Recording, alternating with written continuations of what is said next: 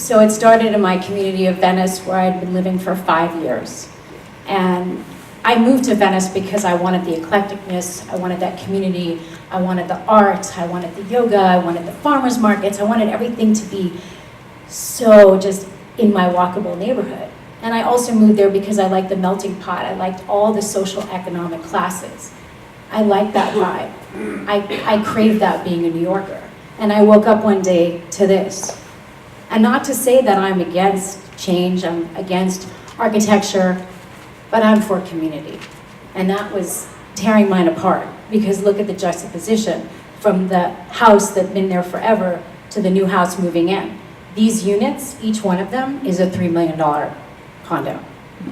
So now you start to price people out of a neighborhood where they live their whole lives, where they built their businesses, they have their babies, they have their grandbabies, and now they no longer can afford to live there. So a group of us got together at a friend's house and did a potluck.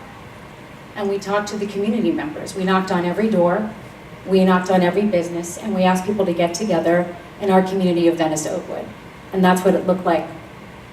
That evening, we sat around and we talked about what it would mean to change and how could we do this together without screaming and fighting, going to another council meeting, going to a neighborhood community meeting. So we sat around the table and thought about what if one garden box can change a community. And it did. We have 80 garden boxes growing on the streets of Venice in the last 3.5 years. We have created jobs doing this. We have changed lives. We have formed partnerships. We have kids in schools now growing food in our community. We employ people from the St. Joseph Center. We work with a culinary program that they have that is completely free for people who have struggled to find jobs, who come out of jail or halfway houses or have no homes. And they go to these classes for free and they learn all about food, and we teach them how to grow it. We also work with an after-school program in Venice, and we also employ somebody to do that. So now through food, through that lens, we're bringing a community back together again. We're sowing the seeds. We're creating jobs. We're changing minds. We're actually evoking conversation. Then we were led to a school in Watts. And this came very unexpectedly. This was not the plan. The plan was to stay small, to stay in our neighborhood, and to maybe grow it out if other people wanted to adopt it.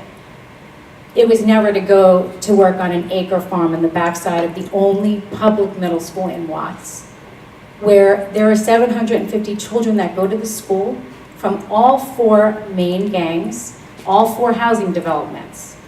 And most of these kids have no idea what's going on in their world is as dangerous and as toxic. They have so much pride and so much love for themselves and their school. So we got together with a big partner, the Los Angeles Clean Tech Incubator, who is helping us to transform this school into the first urban garden using clean technology at a public middle school, teaching STEM with agriculture, showing these kids that there are career paths, that there's a reason to stay in school, a reason to go to high school, a reason to go to college. Giving them these tools that are just blowing their minds. And so we've been able to affect over 1,000 children working in this program, grown over 7,000 pounds of food, and have had over 700 volunteers in 3.5 years. And I'm really proud to say that this was not my plan. This was nothing that I signed up for. I went back to school and decided that I wanted to do good out in the world, and I wasn't going to work in the entertainment industry anymore. And I didn't want to help another nonprofit raise $1. That I wanted to do it and wanted to see it through. And now we have 6 employees. We have an incredible volunteer system. And now with people like you in the room, want to come out and see what we're doing in Watts, I invite you all in this room to come and see what we built and what we're building, and have all of you, every single person in this room, come and hang out with these kids in this community if you've never been. It is the most magical place I've ever been. And I feel like I've been given a gift and the keys to the kingdom to build something with so many incredible human beings. Thank you.